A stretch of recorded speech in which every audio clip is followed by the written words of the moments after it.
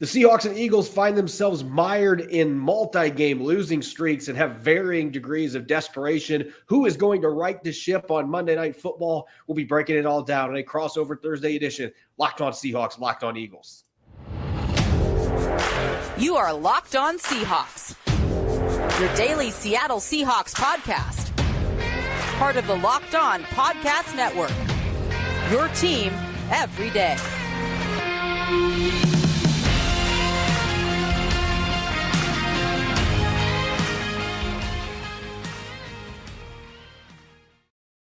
Greetings, 12s, Eagles fans. It's time for a crossover Thursday special here. We've got a big Monday night football game coming up between the Seahawks and the Eagles. I'm Corbin Smith, host of the Locked On Seahawks podcast. Glad to be teaming up once again with Louie DiBiase of Locked On Eagles. And we're going to be breaking down this primetime contest. Both teams entering this contest with multi-game losing streaks. So I'm sure that's going to be a major storyline that we're going to be talking about here on today's crossover, which is brought your way by Prize Picks, the easiest and most exciting way to play daily fantasy sports. Go to prizepicks.com/LockedOnNFL and use the code all lowercase LockedOnNFL for a first deposit match up to $100. Louie, these two teams, we look at where they're at right now. The Seahawks are on the outside looking into the playoff race. It's been a really rough last month and a half for Pete Carroll's team. The Eagles, they are very much a playoff team, still 10-3, but they've lost 2 consecutive games. Both these teams now riding multi-game losing streaks. I don't think that we anticipated when this game was showing up on the schedule that both these teams are going to be in the position they are currently in heading into this game.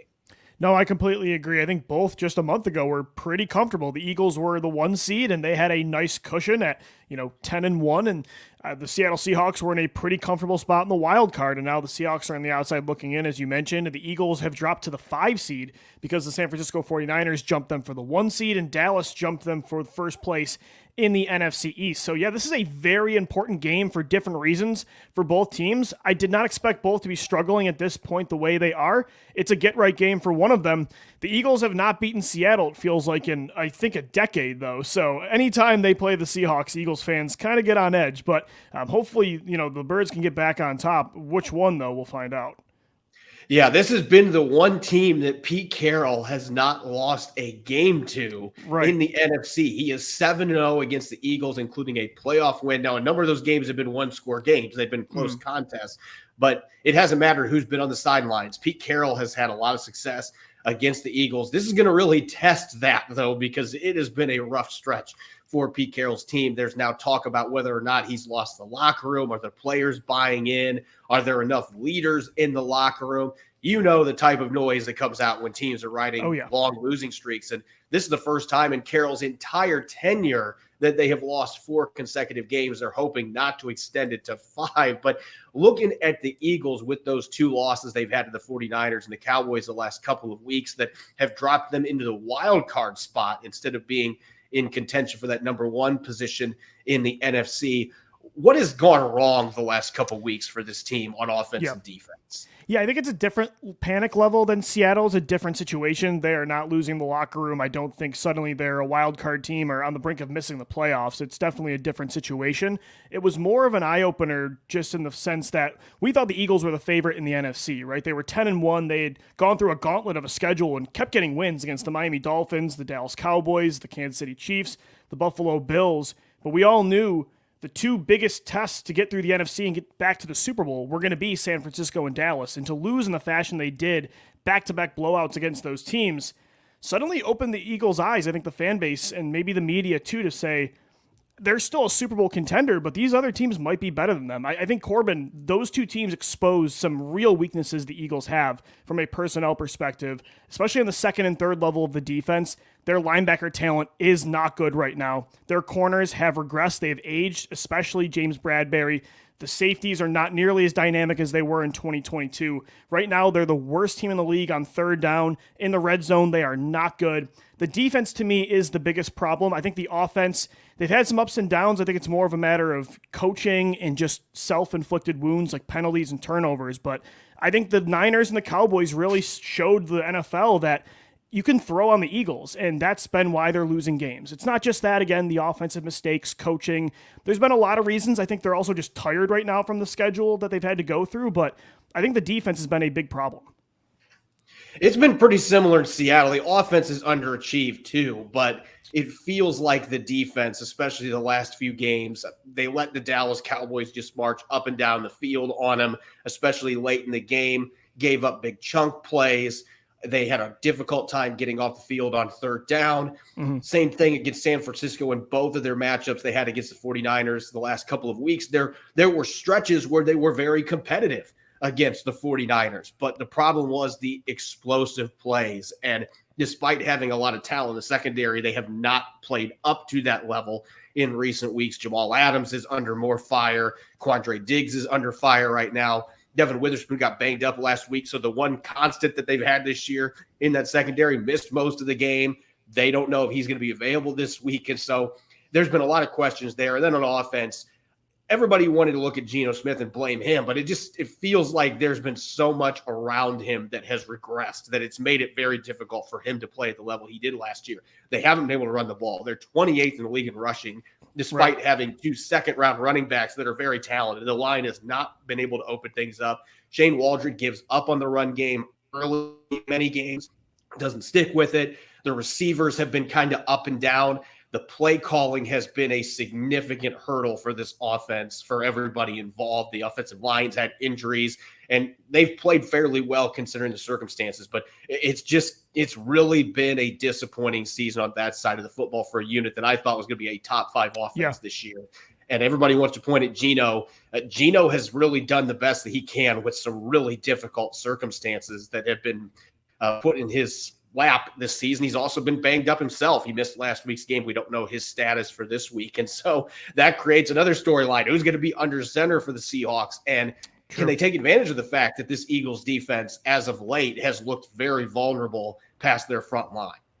And I think, Corbin, when you look at the Eagles offense, again, they've had a really good year. They've been top 10 in pretty much every statistical category. Jalen Hurts, just a few weeks ago, was an MVP favorite. I think where it's gone wrong at times early in the year, these last 2 games against Dallas and San Francisco, they've had some regression around their quarterback too, as you mentioned, like with Seattle and Geno Smith. I think the play calling has taken a huge step back from Shane Steichen last year, who now should probably be considered a Coach of the Year candidate over in Indianapolis. And then you look at the run game, not nearly as good as it has been over the last few years. They're a very pass-heavy team right now. And even in the passing game, it just feels like they're trying to go for broke way too often. It's like the vertical game or nothing. And I think Jalen Hurts has been, as a result, holding onto the football too long. This offense has failed at times to get into a rhythm because of the lack of a run game, because of the lack of targets outside of A.J. Brown and Devontae Smith, because Dallas Goedert was hurt for a while. And also, Jalen Hurts has not been healthy for the majority of the year. That bone bruise on his leg has really limited his ability to run the football himself, and that was something that killed defenses last year. So the Eagles' offense, still one of the most talented in football. They've been very good this year. But again, these last few weeks have shown that they've been inconsistent at times for different reasons. So we'll see if they can bounce back against the Seahawks defense that, as you mentioned, has given up quite a good amount of yardage over the last few months. At least your team has the excuse that they changed coordinators because that's fair. One of them went to coach a team as a head coach. Yeah. The Seahawks don't have that excuse. They got the same guys on the sideline calling plays, and they've regressed on both sides of the football. They're hoping to buck that trend in this game against a team that they have had a ton of success with in the Pete Carroll era. This is going to really test that, though, with the way this football team has been playing as of late. We're going to get to the key matchups to watch in this Monday night game coming up next year on our crossover edition of Locked On Seahawks and Locked On Eagles. Now, a word from our sponsor, BetterHelp. Life can be full of twists and turns and throw a few wrenches at you at unexpected times, so it's important to lead yourself through it all and put a focus on your mental health. BetterHelp Online Therapy will assess your needs and can match you with your own licensed professional therapist in less than 48 hours. Therapy worked wonders for me when I was struggling to deal with family-related health issues, but don't just take my word for it. Having someone in your corner to guide you when you're struggling to navigate obstacles can be invaluable. It's not a crisis line. It's not self-help. It's professional therapy done securely online and available to people worldwide. With therapy, it can take a few tries to find the right fit for you. BetterHelp is a great way to invest in yourself, and BetterHelp has a special offer for our listeners. Get 10% off your first month at BetterHelp.com/lockedon. That's 10% off your first month of online therapy at BetterHelp.com/lockedon. You're listening to Crossover Thursday here on the Locked On Podcast Network. Locked On Seahawks, Locked On Eagles. I'm Corbin Smith, host of the Locked On Seahawks podcast. I'm glad to be teaming up with Louie DiBiase of Locked On Eagles for today's crossover. Make sure to check out, we've got a 24/7 streaming channel here on Locked On, the first ever national sports 24/7 streaming channel covering the top sports stories of the day with local experts of Locked On, plus our national shows covering every league. Go to Locked On Sports today on YouTube and subscribe to the first ever national sports 24/7 streaming channel. Let's get to the matchups here. We've got the struggling Seahawks against the struggling Eagles. We got two teams riding multi-game losing streak. They're in much different positions, as we discussed earlier. The Seahawks truly are in desperation mode. They probably need to win out to get into the postseason. So this is truly a must win. The Eagles, they're still trying to get that number one seed. They're going to be in the postseason. The question is, are they a wild card? Are they a division title winner? Are they that number one seed that gets the only bye in the conference? And these teams have not played for several years. So there's plenty of new players in this matchup, but there's also going to be some battles on the outside that we saw a few years back in the last game that these teams played against each other in the regular season in 2020. Louie, what matchup are you watching when the Eagles are on offense going up against the Seahawks defense that, quite frankly, has been, I think underachieving is understating what they have played like the last few weeks? Yeah, if Devin Witherspoon is healthy, and of course we know that stat is still up in the air, that's the matchup I'm most excited for, just because I was a big fan of Witherspoon at college. Same with Tariq Woolen as well. That's one of the better cornerback duos, young cornerback duos in the entire NFL. And of course we know the Eagles have two studs at wide receiver in A.J. Brown and Devontae Smith. So that's the one that I would say is the most exciting, but the one that I think is the most important is the Eagles offensive line against that front seven of Seattle, because I think they really need to do a better job of protecting Jalen Hurts lately. Normally, the Eagles have the best offensive line in football. That's not been the case the last few weeks, especially on the ground. They have to get that run game going, balance this attack, and stop putting so much pressure on Jalen Hurts' shoulders. So I'm excited about the passing attack, the Smith-Brown versus Woolen and Witherspoon battle. But for me, the more important one is that trench battle on offense.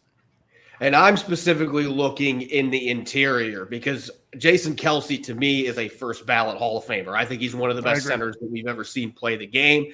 I like the two young guards, particularly Dickerson was a guy that I liked a lot coming out of college, has had some knee issues, but he's been really good in the NFL since he's come back from that latest ACL tear. I think there's a lot of talent in that group. But I think Seattle's interior defensive line has been much better than anybody thought they were going to be. You look at the rushing stats that have been put up against this team lately, and you're going to say, oh, man, that defensive line's a problem. They've had issues defending the run off the edge, but in the interior, you take out one 20-yard run that the 49ers had last weekend, they could not move the ball at all running between the tackles. That was one thing that worked out for the Seahawks. Jared Reed's played really well. Leonard Williams, a player the Eagles know extremely well from all those years with the Giants. He has been an excellent pickup. It hasn't shown up on the win-loss record, but he has been really good. Those two guys, Draymond Jones, Mario Edwards, this is an experienced interior defensive line, but they're going to get tested. This is one of the better offensive line groups in football. I know the Eagles are not playing at their best right now, but this is a game they're going to be looking to get right. The Seahawks interior defensive line is going to need to be able to hold up against the run. And if you can get some interior pressure on Jalen Hurts, you mentioned the bone bruise. He just has not been as effective when he's been pushed out of the pocket this year. Normally, I would say that's not a great strategy to get him outside, but I think right now, if you can get him moving out of the pocket, I think it sets up well, especially with the struggles he's had throwing the football in those situations. I completely agree. I think, honestly, Jalen Hurts has been very good, if not elite, inside the pocket this year. Corbin, unfortunately, he's still mobile. Like, he is still moving the chains pretty consistently, but it's just not to the explosive level of last year. You're seeing he's just not making defenders miss as much on the second and third level. You're not seeing the chunk yardage of the 15-plus yard runs like you did last year. If it's 3rd and 6, he can pick up that first down, but you're not really seeing him get more than that right now, and I think that is a direct result of the bruise. Flipping the script, when the Eagles are on defense, you mentioned all the struggles they've had. Again, it seems very similar to Seattle. Not quite 100% a carbon copy, but a lot of the same issues for the Eagles on defense the last few weeks. And the Seahawks have been battling during this 4-game losing streak. What matchup are you going to be watching most closely from a defensive standpoint for the Eagles going into this primetime contest?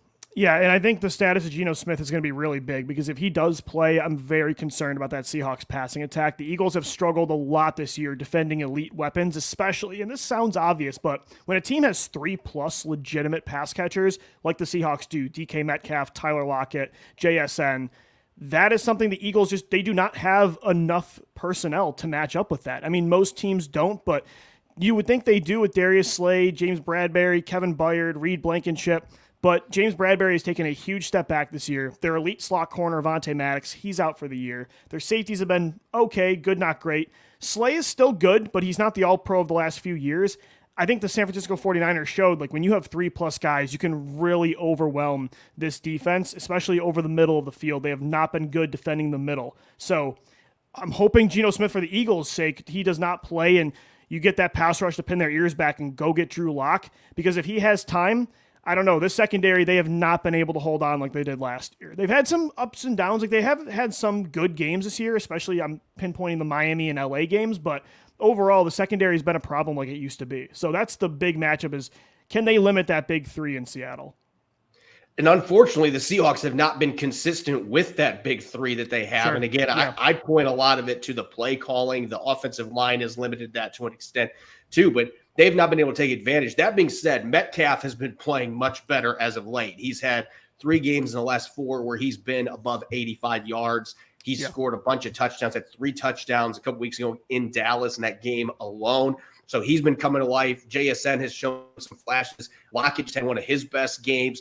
But I'm going to point out, and I've been saying this so much that I know our listeners, it's driving them mad just as much as it's driving me mad, because Seattle's got 3 really good tight ends, and yet they choose not to use them most of the time. I look at this game, the Eagles linebacking core. There is no reason that the Seahawks should not be prioritizing attacking those linebackers with their tight ends and get the running backs involved. Run some Texas routes, do some stuff to attack those linebackers, because that, to me, from the games I've watched this Eagles team play as of late, especially, that has been their biggest Achilles heel. If you can pass the football in the middle of the field 100%. And really force those linebackers to cover, the Seahawks have the athletes at tight end and running back to cause some real problems. And if the Eagles have to start trying to pin their priorities on trying to stop the tight ends or the running backs from eating them up, and then that opens everything up for Metcalf, Lockett, and JSN, it seems like it'd be a pretty easy game plan. But this Seahawks offense, for whatever reason, they seem to want to avoid the tight ends most of the time. I'm hoping that changes on Monday night with the opponent they're playing. This is a big opportunity for them to take advantage of. But most of this year, when they've had matchups like this, they've avoided it like the plague. And so I'm not overly optimistic that they're going to actually throw the ball to their tight ends. Yeah, that's why I think for the Eagles pass rush, it's so important for this elite unit to get back to what they were doing a few weeks ago. Because again, if you give, whether it's Geno Smith or Drew Lock, time, again, I just don't know how well the second and third level can hang on. So the Eagles, when they've had good games on defense, is because Hassan Riddick, Josh Sweat, Fletcher Cox, Jalen Carter, they are getting to the quarterback, and they have one of the deepest, if not the deepest, defensive line in football. So I think that's probably the key, is just get to one of those quarterbacks so they can't attack those weaknesses the Eagles have. Real quick, who is your wild card to watch going into this game? Maybe an under-radar player that you think has a chance to have a big game on Monday night. That's a really good question. To me, I'm looking at on the offensive side of the football, they've got to get it right at running back. And I'm looking at, honestly, Kenneth Gainwell over DeAndre Swift, because I think he's been more involved in the passing game lately. The Eagles are going to put an emphasis on being balanced on offense. Maybe from like a fantasy or like a betting perspective, I would say Kenneth Gainwell, that backfield. So I would say Swift and Gainwell, a get-right game for those guys. They're not really talked about a whole lot because Hurts and the passing weapons are so elite and they're such big names, they don't get talked about as much. I think those Eagles running backs are the wild cards in this one. I'm going to go with Trey Brown, who I expect is going to be back in the lineup this week. He missed last week's game. Mike Jackson started for him. Mike Jackson's actually played pretty well the couple starts he's had this year. He started every game a year ago, so they've got good depth at that quarterback spot. But Trey Brown's got that feistiness, the aggressiveness, the athleticism that I actually would be really excited to see him go up against the Eagles' standout receivers. I think he's a better matchup in this particular game because the one detriment to Mike Jackson's game is his lack of burst. He's not the fastest guy. Trey Brown is a more explosive athlete. I think they're going to need that in this game. He's shown some ball skills this year, getting him back in the lineup. He's a good tackler against the run, which has really been hurting for them when he's not been out there. So he is my wild card to watch. Coming up next, we're going to get to our keys to victory for both teams, and we'll have some predictions against the spread. Don't go away. You're listening to Crossover Thursday here on the Locked On Podcast Network. As the weather gets colder, the NFL offers stay hot on FanDuel entering Week 15 of the season. I can't believe I'm saying that. Make sure to check out the incredible offers from FanDuel, America's #1 sportsbook. Right now, new customers get $150 in bonus bets with any winning $5 moneyline bet. That's $150. If you've been thinking about joining FanDuel, this is the perfect time to get in on the action. The app is so easy to use, and they've got a wide range of betting options. You've got spreads. The Seahawks only a 3.5-point underdog at home against the Eagles. That's somewhat surprising. Player props, Geno Smith's total passing yards or touchdown this weekend, for example, over-unders, and more. So visit FanDuel.com/lockedon and enjoy the NFL season with an offer you won't want to miss. FanDuel, official partner of the NFL. It's Crossover Thursday here on the Locked On Podcast Network. I'm Corbin Smith of Locked On Seahawks. Glad to be joining with Louie DiBiase of Locked On Eagles here for our Thursday episode. And we got a big game coming up on Monday night. I have to keep catching myself because I keep thinking it's Sunday afternoon, but this was the first game ever to be flexed from Sunday to Monday night. So we get primetime action at Lumen Field, and both these teams coming in as wounded birds, losing at least 2 games in a row. The Seahawks have lost 4 straight, the most in the Pete Carroll era. They're going to be looking to right the ship at home in front of the loud 12s. Obviously, that environment, even with the Seahawks struggling the way they have, it is never easy to win in Seattle. The Eagles are going to have to deal with the crowd noise and the fact that the Seahawks are playing with great desperation, or they should be at least playing with great desperation in this game.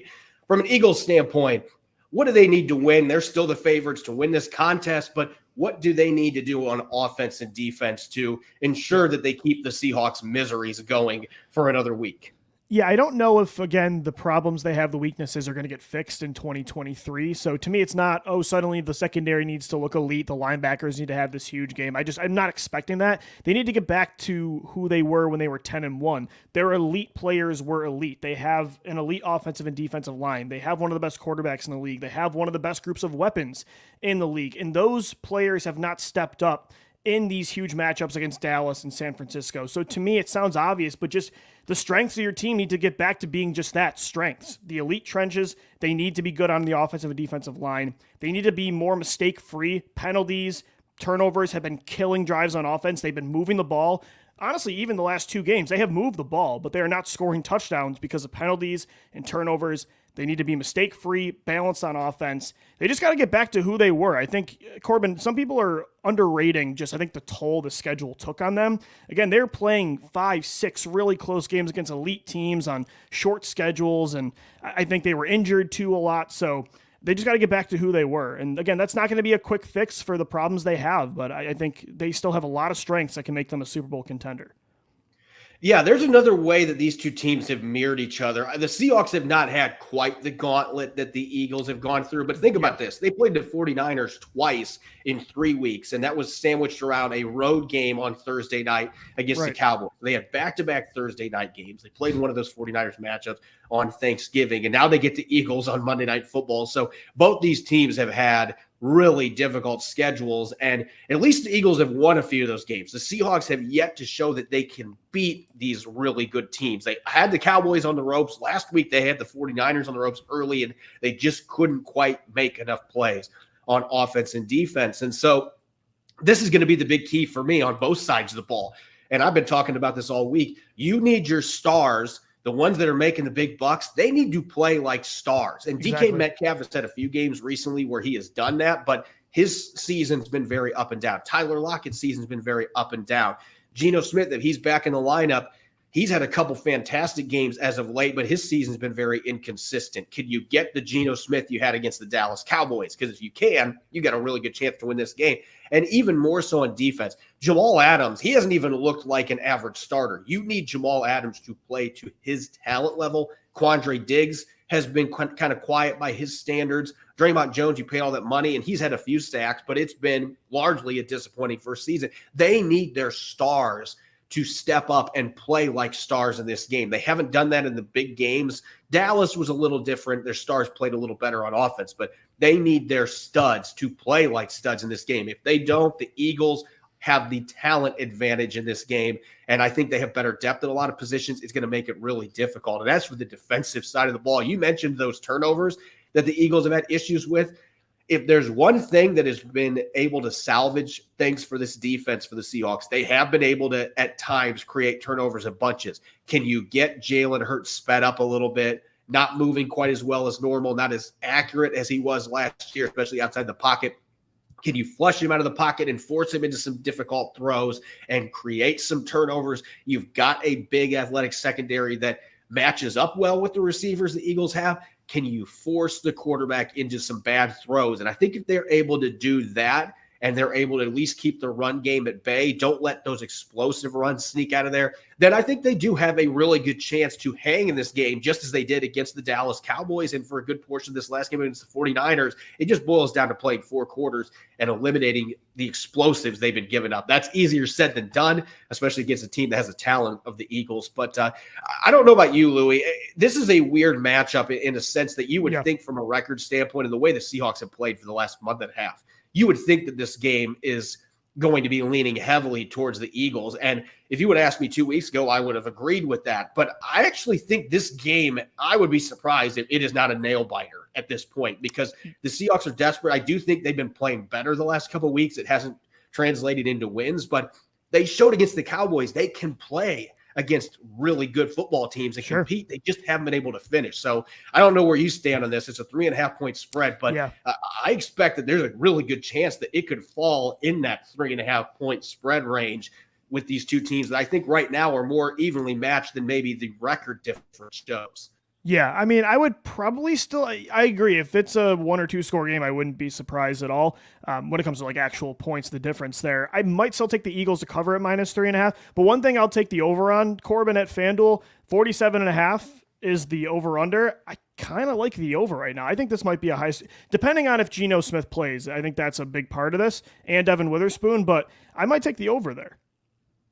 Yeah, I would tend to agree with you. Now, the weather is something we've got to consider. Now, that's a good point. I'm looking at that I've seen right now, it doesn't look like there's rain on Monday night. So that'd be a first for the really Eagles. Improves the chances that the offenses are going to be slinging the ball over the place. That's a good point. But I expect that there's going to be plenty of emphasis on the run game. And that 3.5 points, I don't know that I would go with that. I think this is probably a 6-7 point game. I think it's going to be really close. The Seahawks playing at home, I think, is going to help them.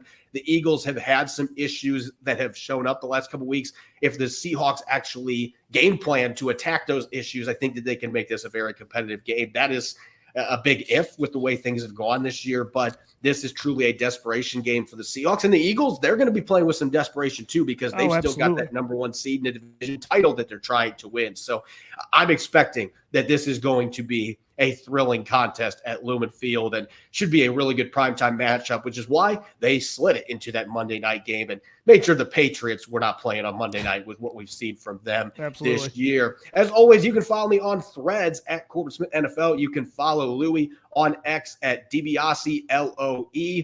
Make sure to subscribe to Locked On Seahawks and Locked On Eagles on YouTube and wherever you listen to your podcast so you don't miss a single episode. We'll have a post-game Locked On Seahawks coming up a few hours after the final kickoff, final play in Seattle on Monday night. Make sure you're listening in. Subscribe to both of our podcasts. Thanks for listening and enjoy the game on Monday night. Go Hawks and go Eagles.